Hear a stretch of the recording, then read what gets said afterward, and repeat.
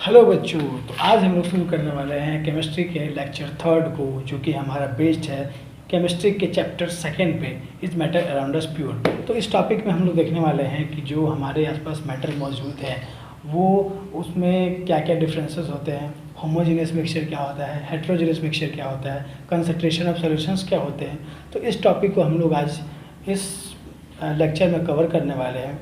तो प्लीज़ इस वीडियो को एंड तक देखें और चैनल को लाइक एंड सब्सक्राइब जरूर करें, और please please please hit the bell icon for continuous updates. तो चलिए शुरू करते हैं।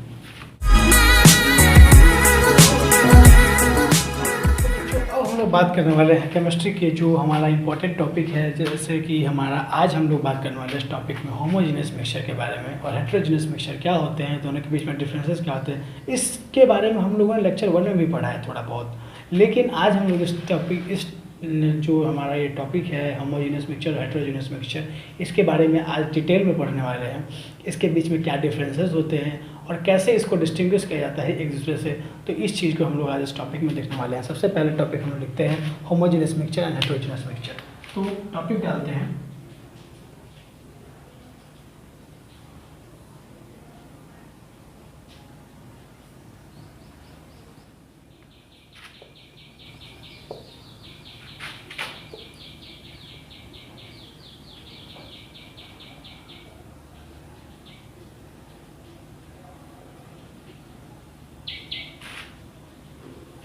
देखिए होमोजेनियस मिक्सचर और हेट्रोजेनियस मिक्सचर क्या होता है। सबसे पहले लेक्चर 1 में भी हम लोगों ने डिस्कस किया था कि होमोजेनियस मिक्सचर वैसे मिक्सचर होते हैं जिनका जो उसमें जो सॉल्वेंट और सॉल्यूट मिलाए जाते हैं उससे बन के एक स्टेट ऑफ मैटर तैयार होता है, जिसमें हम लोग ना सॉल्वेंट को पहचान सकते हैं और ना ही सॉल्यूट को मतलब सॉल्वेंट को तो पहचान सकते हैं, लेकिन क्या सॉल्यूट उसमें ऐड किया गया उसको हम लोग पहचान नहीं सकते हैं। क्यों?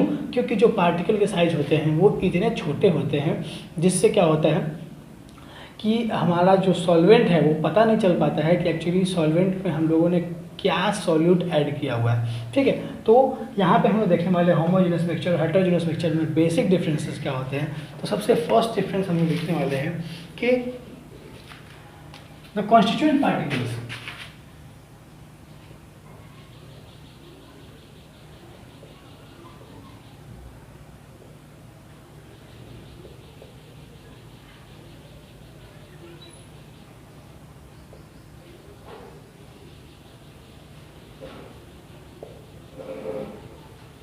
लेकिन इसमें क्या होता है, इसमें जो होता है होमोजेनियस मिक्सचर में कि जो भी इसमें सॉल्यूट और सॉल्वेंट ऐड किए जाएंगे वो यूनिफॉर्मली मिक्स होते हैं, जिससे क्या होता है कि वो एक स्टेट ऑफ मैटर की तरह बिहेव करते हैं। लेकिन यही यहाँ पे constituent particles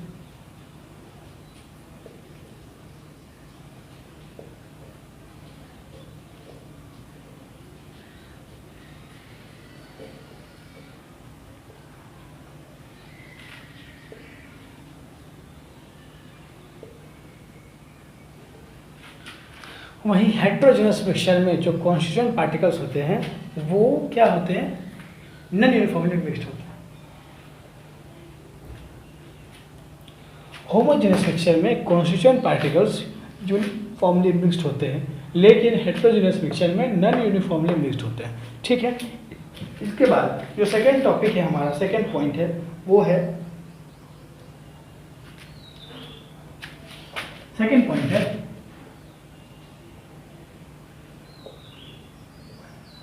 they have no boundary of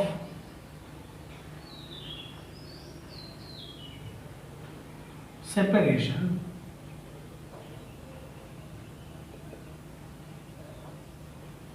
between particles। लेकिन यहाँ पे they have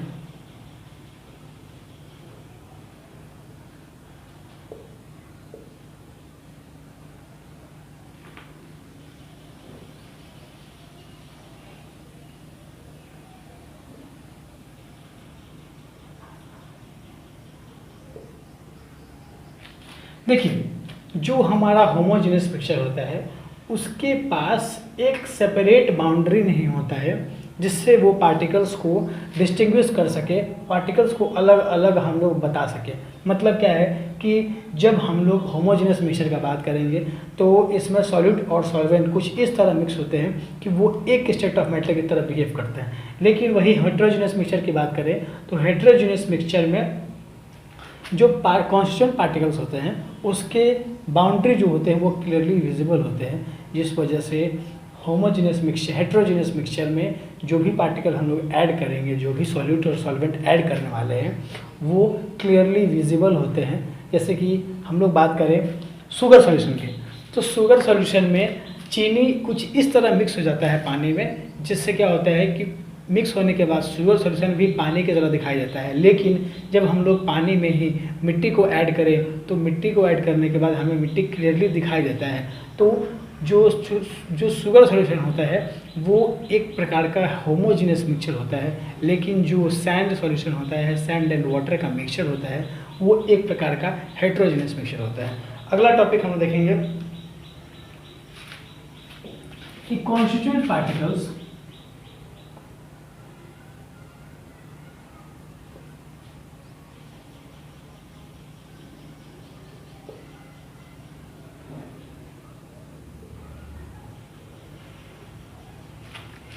लेके इसमें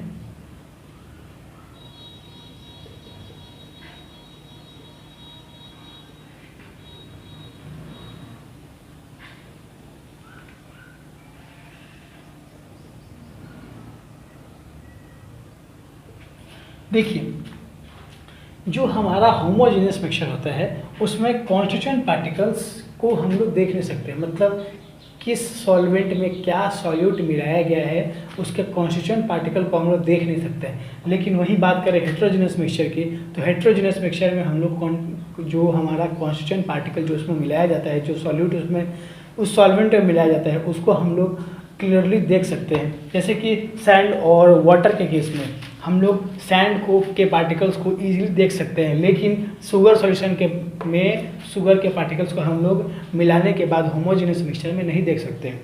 इसके बाद हमारा पॉइंट बच जाता है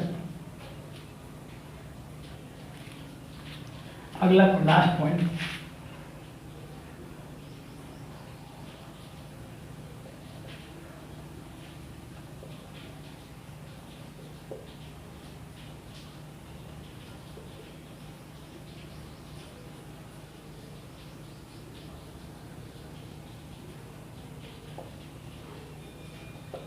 मतलब क्या है देखिए, the constituent particle can be separated easily. मतलब जो होमोजेनस मिक्सचर होता है उसके कॉन्स्टिट्यूएंट पार्टिकल को हम लोग इजीली सेपरेट नहीं कर सकते हैं, ठीक है। लेकिन जो हमारे हेट्रोजेनस मिक्सचर होते हैं उनके कॉन्स्टिट्यूएंट पार्टिकल को हम लोग इजीली सेपरेट कर सकते हैं, ठीक है। यहाँ पे क्या लिखते हैं,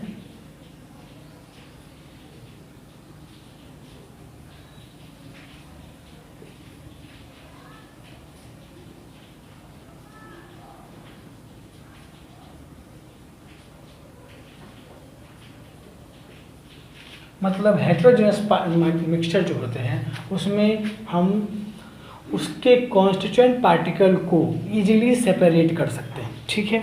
ये तो हुआ हमारा हेट्रोजेनस और होमोजेनस मिक्सचर के बारे में। अब हम लोग बात करेंगे इसके कुछ एग्जांपल्स पे, जैसे कि होमोजेनस मिक्सचर में एग्जांपल हो जाता है हमारा एयर, कोल्ड ड्रिंक,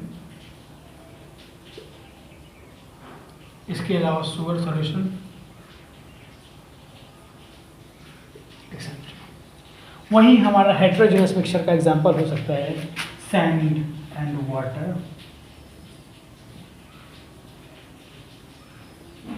एक्सेट्रा। मतलब क्या होता है कि जो होमोजेनस मिक्सचर होंगे उसके एग्जांपल होंगे air, cold drinks, sugar solution. अब देखिए एयर कैसे, एयर में बहुत सारे टाइप्स के एयर मिले हुए होते हैं। एयर में बहुत सारे टाइप के गैसेस मिले होते हैं, जैसे कि हीलियम हुआ, आर्गन हुआ, नाइट्रोजन हुआ, हाइड्रोजन हुआ। लेकिन एयर क्या हमें दिखाई देता है कि ये हीलियम है, ये हाइड्रोजन है, ये नाइट्रोजन है।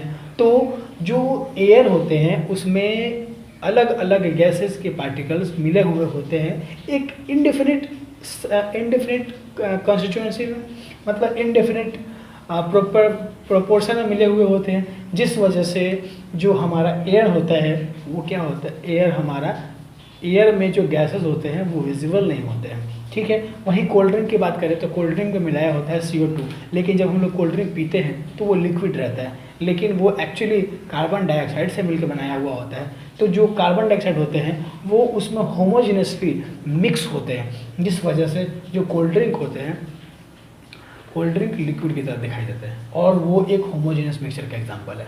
इसके अलावा शुगर सॉल्यूशन की बात करें तो शुगर सॉल्यूशन में चीनी और पानी में चीनी कुछ इस प्रकार मिक्स होता है कि जो चीनी और पानी का घोल है उसमें हम लोग चीनी को देख नहीं सकते हैं, इसीलिए यहाँ पे एक पॉइंट भी लिखा गया है कि जो उसका कॉन्स्टिट्यूएंट पार्टिकल है उसको हम लोग इजीली सेपरेट नहीं कर सकते, उसके लिए हमें कोई फिजिकल प्रोसेस लगाना पड़ेगा। लेकिन जो होमोजेनस मिक्सचर है, हेट्रोजेनस मिक्सचर में कॉन्स्टिट्यूएंट पार्टिकल को हम लोग इजीली सेपरेट कर सकते हैं, ठीक है। इसके कुछ एग्जांपल क्या है, सैंड एंड वाटर, ये कुछ इसके एग्जांपल हो जाते हैं। अब हम लोग बात करने वाले हैं कि जो सॉल्यूशन होते हैं उसके प्रॉपर्टीज़ क्या क्या होते हैं। तो पहले इसको जल्दी से नोट डाउन कर लीजिए, फिर हम लोग बात करेंगे प्रॉपर्टीज ऑफ सॉल्यूशन के बारे में।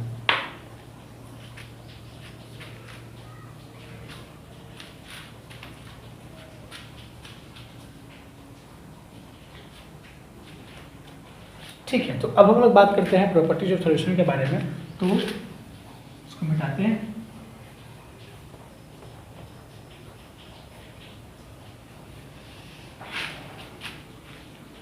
प्रॉपर्टीज यार कितना प्रॉपर्टीज पढ़ना होता है।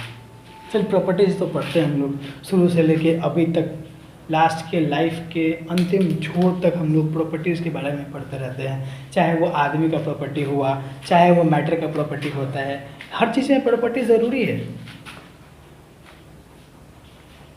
फाइनली हम लोग स्टार्ट करने वाले हैं हमारा इम्पॉर्टेंट पॉइंट, जिसे हम लोग बोलते हैं प्रॉपर्टीज ऑफ सॉल्यूशन, ठीक है।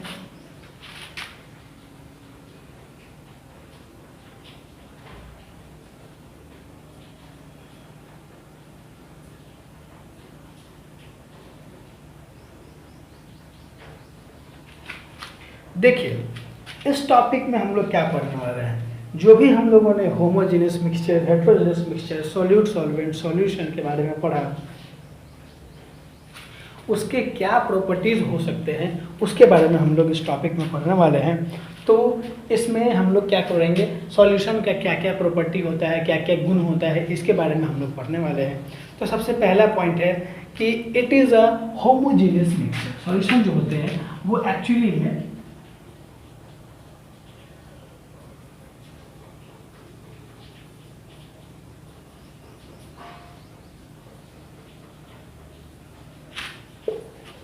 सॉल्यूशन जो होते हैं वो एक्चुअली में एक टाइप के होमोजेनियस मिक्सचर होते हैं। इसके अलावा their constituent particles are less than, constituent particles size can be than 1 nanometre. मतलब क्या है कि पार्टिकल साइज जो होता है वो लेस देन 1 नैनोमीटर होता है, मतलब लेस देन 10⁻⁻9 मीटर, मतलब 1 नैनोमीटर से भी छोटा होता है इसके पार्टिकल्स। मतलब जो सॉल्यूशन होते हैं होमोजेनियस मिक्सचर होता है और इसके जो पार्टिकल के साइज होते हैं वो 1 नैनोमीटर से भी छोटे होते हैं, ठीक है। इसके अलावा क्या है कि दे कैन नॉट बी,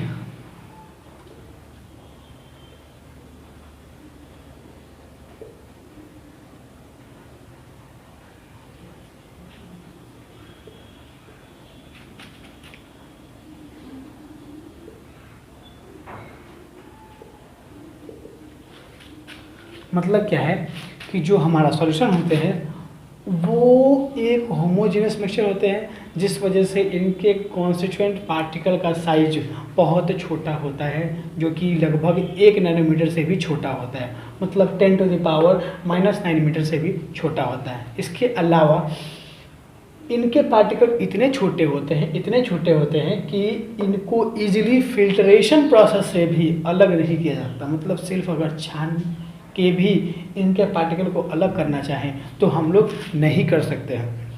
इसके अलावा क्या है कि they can not be separated by sedimentation also.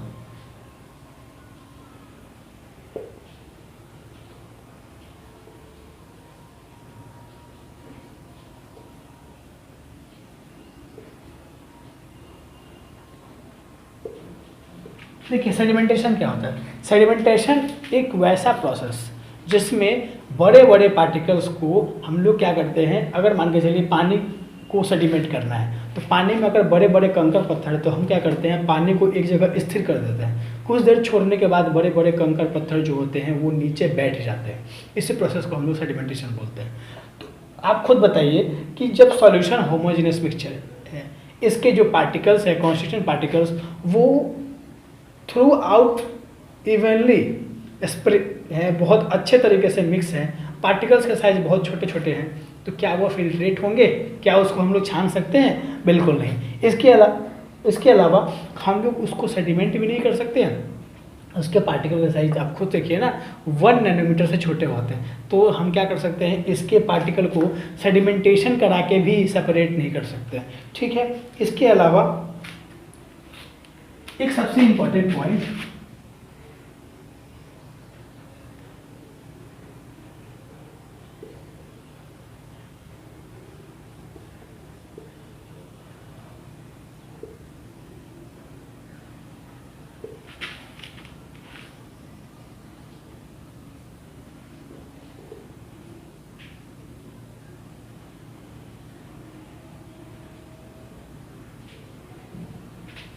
मतलब क्या है, जो सॉल्यूशन होते हैं वो टिंडल इफेक्ट शो नहीं करते। अब ये टिंडल इफेक्ट क्या होता है भाई? तो टिंडल इफेक्ट वैसा इफेक्ट होता है जिसमें किसी भी पार्टिकल में, मतलब कि कोई भी मिक्सचर है हमारा या कोई भी सॉल्यूशन है, तो उसमें हम उसके कॉन्स्टिट्यूएंट पार्टिकल से अगर लाइट को गुजारते हैं तो लाइट का जो पाथ है वो हमें विजिबल होना चाहिए। मतलब क्या है कि जिस पाथ से लाइट गुजरेगा उस पाथ में आने वाले पार्टिकल्स हमको दिखाई देंगे। इस प्रोसेस को बोलते हैं टिंडल इफेक्ट। मतलब क्या है कि वैसा सॉल्यूशन जो टिंडल इफेक्ट शो नहीं करता है वो क्या होता है, हमारा एक होमोजेनियस मिक्सचर होता है। तो आप खुद देखिए, हम लोग क्या करते हैं जब लाइट बांटते हैं किस में, चीनी और पानी के घोल में, तो हमें लाइट का रास्ता दिखाई नहीं देता है। लेकिन वही लाइट अगर हम लोग जलाएं कहाँ पे, जब हम लोग बात करें सैंड की और वाटर के मिक्सचर के केस में, तो वहाँ चूँकि हेट्रोजेनस मिक्सचर है, पार्टिकल के साइज बड़े बड़े होते हैं, तो क्या होता है जो लाइट के रे हैं उनके पाथ हमें क्लियरली विजिबल होते हैं। लेकिन जो सॉल्यूशन होमोजेनस मिक्सचर होता है उसमें टिंडल इफेक्ट शो नहीं करता है। मतलब स्कैटरिंग बीम ऑफ लाइट, मतलब क्या है कि जो लाइट के बीम हैं, लाइट के जो पाथ हैं वो हमें दिखाई नहीं देते हैं एक्चुअली में। तो ये कुछ हमारा प्रॉपर्टीज़ हो गया सॉल्यूशन का। आगे हम लोग बात करने वाले हैं कि कंसंट्रेशन ऑफ सॉल्यूशन क्या होता है, सैचुरेटेड सॉल्यूशन क्या होते हैं। तो हम लोग पहले बात करने वाले हैं सैचुरेशन ऑफ सॉल्यूशन के बारे में। तो पहले हम इसको लिख लेते हैं जल्दी से, फिर हम इसको मिटाएंगे, फिर अगले टॉपिक को बताएंगे।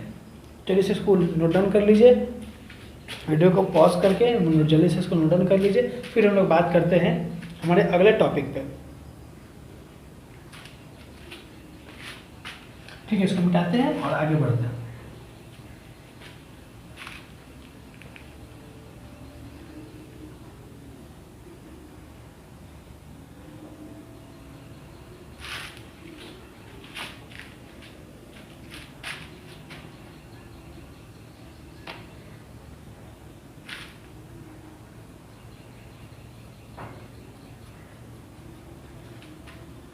अब हम लोग बात करने वाले हैं इस टॉपिक में टाइप्स ऑफ सॉल्यूशन के बारे में, कि सॉल्यूशन जो होते हैं वो कितने टाइप के होते हैं।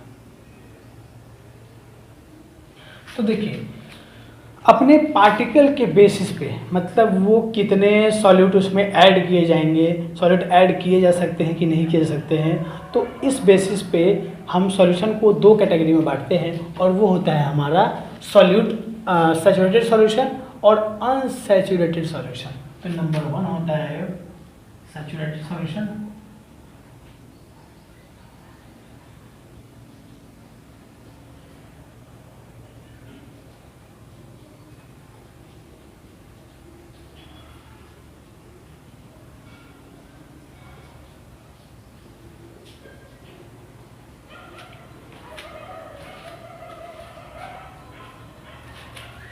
तो बात करते हैं सैचुरेटेड सॉल्यूशन के बारे में कि सैचुरेटेड सॉल्यूशन क्या होते हैं। वैसे सॉल्यूशन जिसमें हम अब और ज़्यादा सॉलिड को ऐड नहीं कर सकते हैं उसे हम लोग क्या बोलते हैं, सॉल्यूशन, सैचुरेटेड सॉल्यूशन। मतलब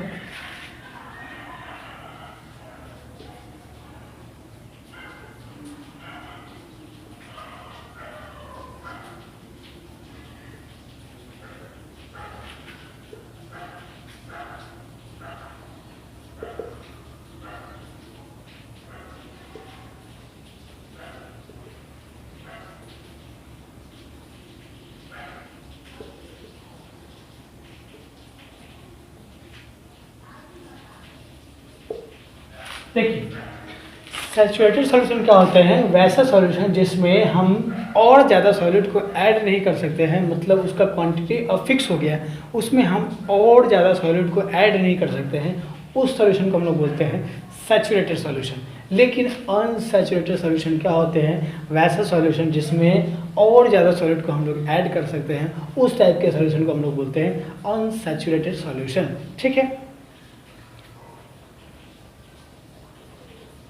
अब हम जल्दी से बात कर लेते हैं लास्ट टॉपिक पे, जो कि है हमारा फॉर्मूलेस पे। तो जल्दी से नोट डाउन कर लीजिए, फिर हम लोग बात करते हैं फॉर्मूलेस पार्ट पे।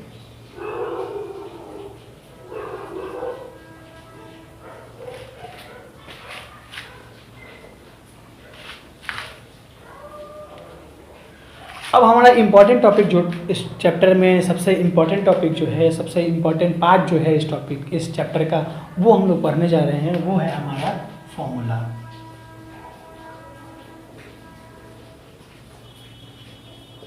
नंबर 1 फॉर्मूला लिखना है कि concentration of solution is equal to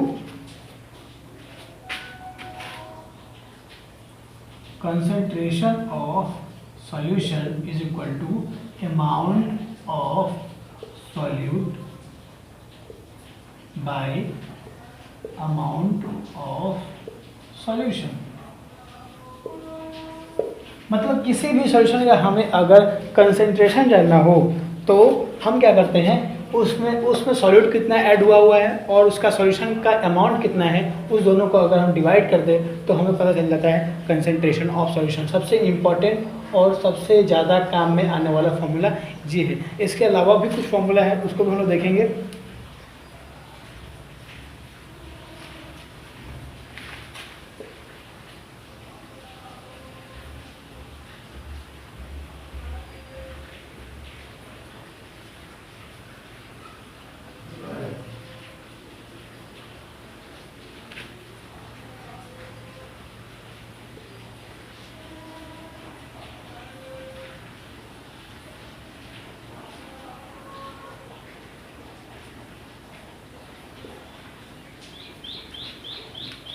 देखिए, ये जो हमारा टॉपिक है मास परसेंटेज, मास परसेंटेज मतलब होता है मास ऑफ सॉल्यूट बटा mass of solution into 100।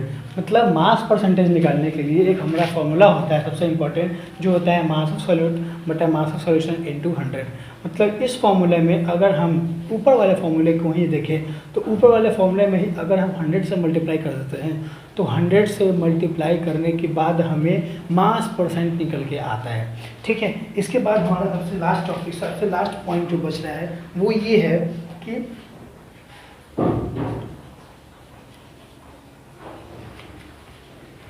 Mass by volume percentage.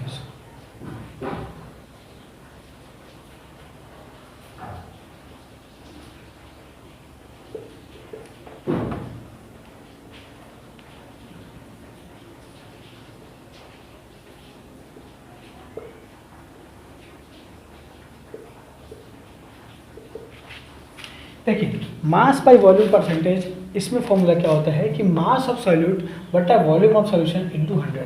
मतलब क्या है कि अगर किसी फॉर्मूले में हमें मास ऑफ सॉल्यूट दिया हुआ हो और सॉल्यूशन का वॉल्यूम दिया हो लीटर में या मिलीलीटर में या डेसीलीटर में, तो उस केस में हम लोग ये फॉर्मूला लगा के मास बाय वॉल्यूम परसेंटेज निकाल सकते हैं। तो फिलहाल के लिए हम लोग इस वीडियो में इतना ही बात करते हैं। आगे के वीडियो में हम लोग देखेंगे कि कैसे सॉल्यूशंस के अंदर वेरिएशंस आते हैं। तो प्लीज़ इस वीडियो पे बने रहें और चैनल को लाइक एंड सब्सक्राइब जरूर करें। Thank you so much.